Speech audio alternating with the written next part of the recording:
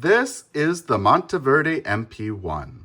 It's a full-size piston filling fountain pen and the first piston filler from Monteverde. Overall, the pen is mostly made out of a clear acrylic, which makes it a demonstrator model, but the cap and the end finial are both made out of anodized aluminum and they're available in a wide variety of colors. Today, I have a Goldspot exclusive limited edition, which is called Orange Mercury. It's a beautiful orange anodized finish with gold accents, and it comes with a limited edition ink bottle. More about this ink in a little bit.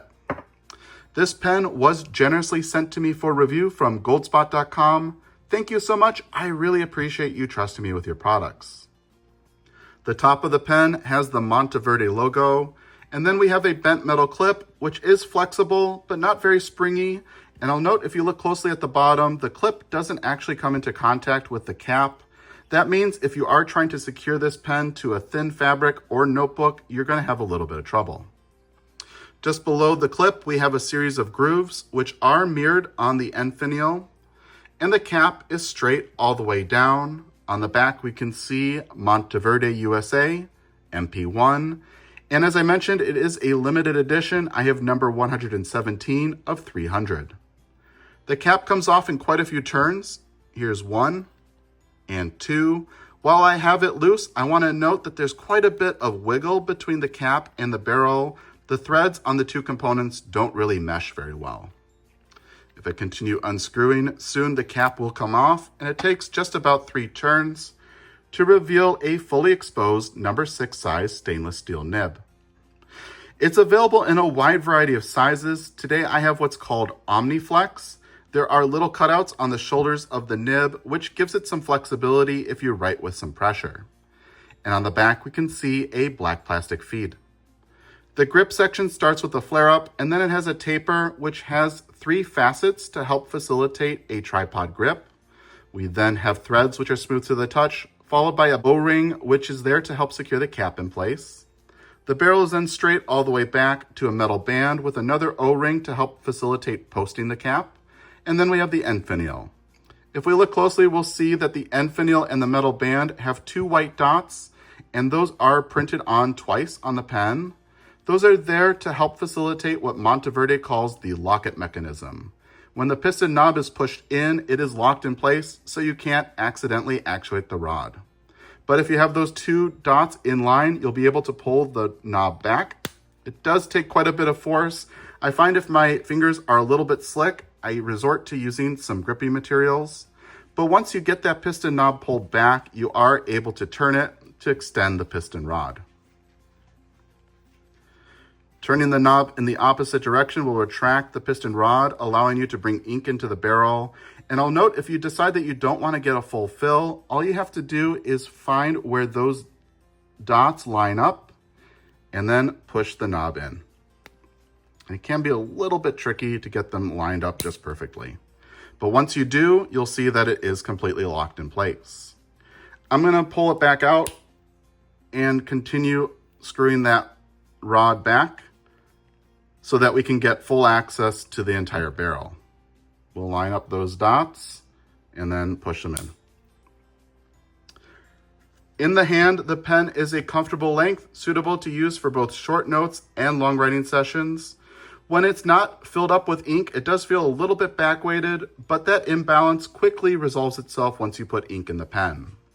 As I mentioned, the facets on the grip are very comfortable if you have a classic tripod grip, but if you don't, you're probably going to want to hold the pen a little bit further back up on these threads. The cap posts securely thanks to that O-ring, and in my medium-sized hands, I find it is a little bit long and a little bit back-weighted.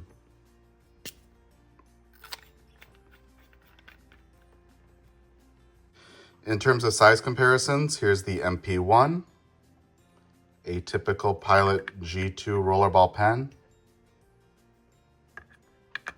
and your standard Sharpie. Before we disassemble the MP1, I want to take a moment here to compare it with a few other fountain pens. First up, I'm going to pull in another piston filler demonstrator. This is the Mahjong P140. It is made out of a crystal clear turned acrylic, and it features an all brass piston unit. Next up, I have another piston filler. This one is not a demonstrator. It's the Asvine J16, and it's primarily made out of titanium. I also want to pull in a few standard fountain pens. This is the TWSBI Eco. I have it here in indigo and bronze. And you can see that the styling is very similar to the Monteverde, although this one is made out of injection molded plastic instead of the anodized aluminum accents that we see on the Monteverde. And lastly, I have the Lamy Safari. Here I have it in terracotta, but of course it's available in a wide variety of colors. This is the only non-piston model of the pens on the table. This one uses a standard cartridge converter. Let's take a look at these pens with their caps removed. All caps unscrew with the exception of the Lamy Safari. That one has a snap cap. And we can see in the uncapped form that they're all fairly comparable in size. I would say the Mahjong is probably the shortest of the bunch. The nibs on all pens are fully exposed stainless steel, and they're all fairly comparable in size, with the exception of the Mahjong. This one has a number 8 size stainless steel nib. The grip section on the Mahjong and the Asvine both have flare-ups followed by a taper to threads. The Monteverde has a grip section that's very similar in style to the TWSBI. However, it does have the facets, which remind me quite a bit of the Lamy Safari. But one thing to note, the Safari has only 2 facets, and on the bottom is a rounded edge. Whereas on the Monteverde, it actually has facets on all 3 sides. Let's take a look at these pens with their caps posted. All caps post securely. The Monteverde and the TWSBI are the only ones that post with the O-ring. The rest are friction fit. There aren't any special tools to disassemble the MP1, and honestly, disassembly is pretty limited, but I do tend to use some grippy materials. The cap unscrews. And if we take a look inside, we'll see there is no cap liner. So for regular cleaning, I just simply run this under warm water. If I pull the piston knob back, we'll see that there are no flats to grab a hold of or slots to grab a hold of with a wrench, which means there is no easy way to remove the piston unit. What that means is in terms of cleaning and maintenance, you have to resort to using the front. And unfortunately, the grip section doesn't unscrew either, but you can pull out the nib and feed. We'll grab them with our gripping materials. You are going to want to use gripping materials, especially with this OmniFlex nib, because that edge is going to be quite sharp. Those pull right out, and then they can be separated just like that. Now, if we look through the front of this grip section, we'll see that there is a small hole to access the rest of the pen. You can fit a blunt needle syringe through that hole and force fresh water in and out of the pen. But you're also going to have quite a bit of trouble if you want to use this to paint the walls with grease in order to maintain the piston unit. So that's a little bit disappointing to see. At this point, the pen is fully disassembled. In order to reassemble, we're going to take a closer look at this grip section. There is a little flange near the top which breaks away right there. That's where the nib is supposed to go. So we're going to put the feed in first.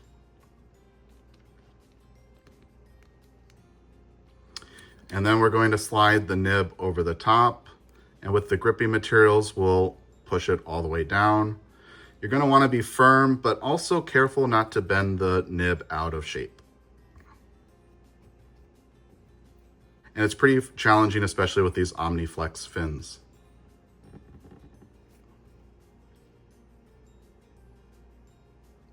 I think I can get that seated a little bit further. Let's see.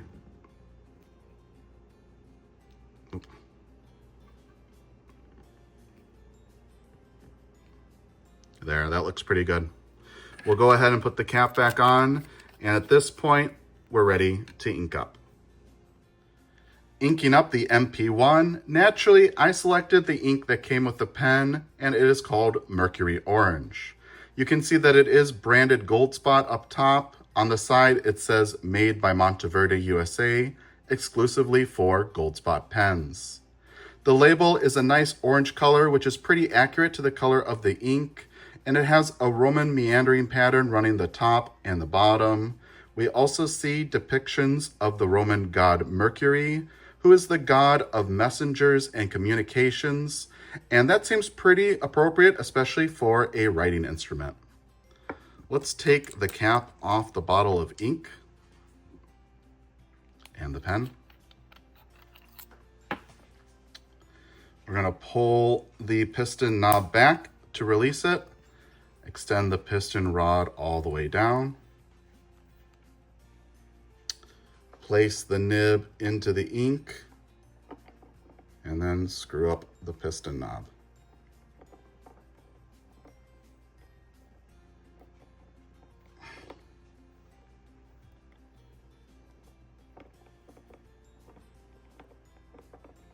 In order to get a full fill, oh boy.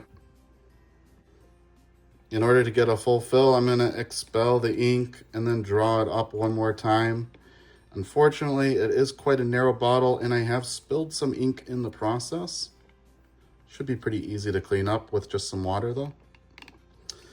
This piston rod is quite stiff and it seems to be jammed. There it goes. It could certainly use some silicone grease. Unfortunately, there isn't an easy way to apply it though. Okay, we got that pulled up. And then I'm going to check to make sure that we have the dots aligned before pushing it in. Go ahead and wipe off the nib and the grip section. You can see it's a very beautiful orange ink. We'll cap up our bottle so we don't have any more of a mess. And at this point, we're ready to write. This is Clairefontaine Triomphe paper, and this is the Monteverde MP1. Cap unscrews.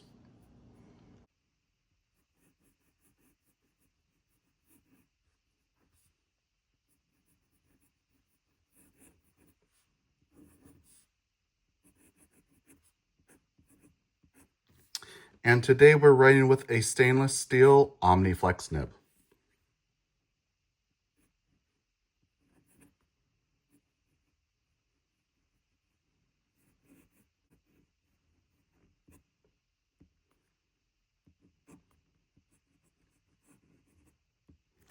And it is a beautifully tuned nib. It's smooth, it's wet. Because of those cutouts, it does provide you a little bit of bounce and line variation.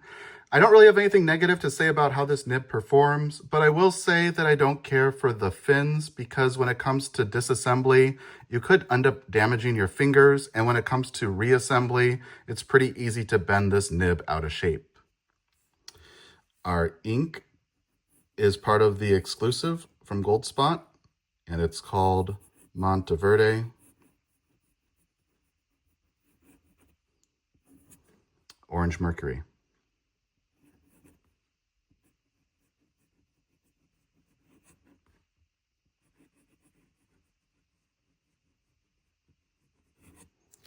It is a beautiful orange ink. I love this. It's pretty much a true orange. Let me grab a cotton swab and I will give you a quick patch so you can see what it looks like.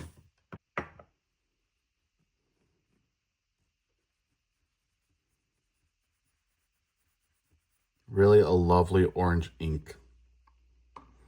Just for comparisons, I have a swatch of Diamine Ancient Copper. You can see the overall tones are fairly similar, but I would say this is a little bit more of a brown compared to this. This is more of a true orange.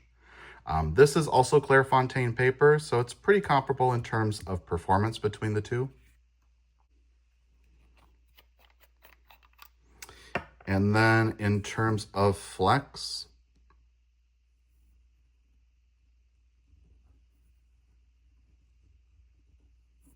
you can push out some line variation because of those slits, and I would not say it's a full-on flex pen, but at least a semi-flex, if not a soft nib. For reverse writing, it's a little bit challenging to hold because of the facets on this grip, but I'm going to do my best. a bit more toothy. Definitely a thinner line. And it kept up pretty well. It did maybe get a little bit washed out as I crossed that T. But overall, I think if you really need a thin line, you could consider reverse writing, although it might not be the most reliable in the world. And of course, if you want a thicker line, just apply a little bit of extra pressure. So what do I think of the Monteverde MP1? Well, I think there's a lot to like about this pen. Personally, I'm a big fan of this color scheme. I think Goldspot really knocked it out of the park. I love this vibrant orange, and the accents of gold really make it feel like a very warm color scheme. Plus, the orange for the ink matches this pen perfectly, and I think it's very appropriate, especially as we enter into fall. I also really like the modern design of this pen. It feels mature, sophisticated, and timeless. And I like that it's a demonstrator. I think that's great because you're going to really appreciate the inner workings of the piston mechanism. It's easy to check your ink level and also appreciate the color of your ink as it sloshes around inside the barrel. I also really like, at least in theory, the idea of this locket mechanism. I think a lot of people steer away from piston fillers because they know there's so much ink in that pen and there's a chance of that ink spewing out and making a big mess. So being able to secure that piston in place may add a bit of comfort. And when you remove the cap, I actually am a big fan of this grip section. I find it's extremely comfortable, provided that you have a tripod grip. I personally like this a little bit more than the Lamy Safari, which has a rounded off bottom. This one has a facet to rest your middle finger, and it makes it so that your fingers feel very well seated and secure in place. And I also really like this nib. It's well tuned, it's smooth, it's wet with consistent ink flow, and it has a bit of bounce thanks to those cutouts on the shoulders. But unfortunately, I do see a lot of areas for improvement with this pen, and I guess let's go ahead and start with the nib since we were just talking about it. I don't like the placement and the direction of these slits. I don't have any issue when I'm writing with the pen, but when it comes to removing the nib, I think there's a chance you're going to harm your fingers. And when it comes to pushing the nib back into the pen, I think that there's a good chance that you're going to end up bending it out of shape. Working our way down the pen, I wish you could disassemble the grip section. That, I think, is a big issue with this model because it makes it very challenging to clean. And considering that it's a demonstrator, that's going to be very detrimental. A lot of people love demonstrators, but they kind of obsess over making sure that they've gotten every last drop of ink out of that pen. And this one, with such a small opening to the barrel, is going to be nearly impossible. On top of that, at least right now, there isn't an easy way to paint the walls with silicone grease. Maybe if you have a really thin toothpick, you might be able to reach it, but I think that's quite detrimental and it kind of turns this mechanism into a ticking time bomb. In fact, I've only filled up this pen 2 times and I already feel like this piston head could use a bit of extra grease. Sorry for the interruption. After recording this review, I cleaned out this pen, and after cleaning it, I found that the piston knob has completely seized up. I'm only able to rotate it about a quarter turn, and the piston rod itself is not really moving inside the barrel. I reached out to Monteverde about this issue. They quickly responded. They offered to send me a replacement pen body, and they also asked that I send this pen in for them to investigate. That is very generous of them and great customer service. I also replied asking what could have possibly caused these components to seize up, and they said it could be a matter of a few things. Perhaps I applied too much torque when I was rotating the piston knob, or maybe I extended the rod beyond its limits. But the last option, and I think what's probably most likely, is when I cleaned out this pen, I ran it under water. And they said if you do that, you could end up introducing water into the piston mechanism or perhaps underneath this cap, where there are O-rings that are not supposed to get wet and could become dislodged. They said the proper way to clean out this pen is not by running it underwater, but instead to take fresh water and draw it in and out of the pen through the grip section. Now that is very important information to have, and I think it would be good if Monteverde included those instructions in the packaging for this pen. Without further ado, let's get back to the review. And then as we work our way towards the locket mechanism, I think, again, in concept, it's a great idea, but the execution isn't great. The aluminum finial is quite slick to the touch. I find if my hands are at all wet or slick that I can't get a good grip and I have to resort to using grippy materials to extend that piston knob. And it's not realistic to walk around with grippy materials when you want to fill up your pen.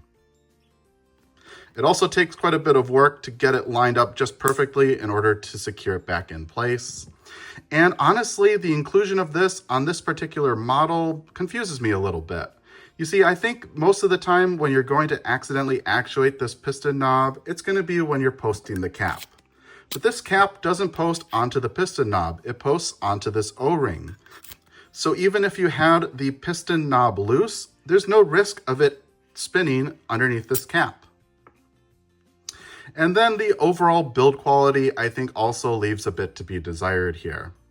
As I mentioned, the threads between the cap and the barrel don't mesh very well. They feel very loose and it kind of wobbles around. Also, as I mentioned, the clip is not very springy and it doesn't come into contact with the cap, at least on my model. And that means if you want to secure this pen to anything thin, it's just not going to work. But overall, I do think that it's an attractive pen. I think the overall design is beautiful. I love the color scheme that Goldspot went with for this limited edition. Again, a big thanks to them for sending this out for review. And I know that I did mention many areas where this pen could be improved. This is Monteverde's first piston filler, and I hope that they do come out with an MP2 that addresses many of those concerns. And that just leaves me to say,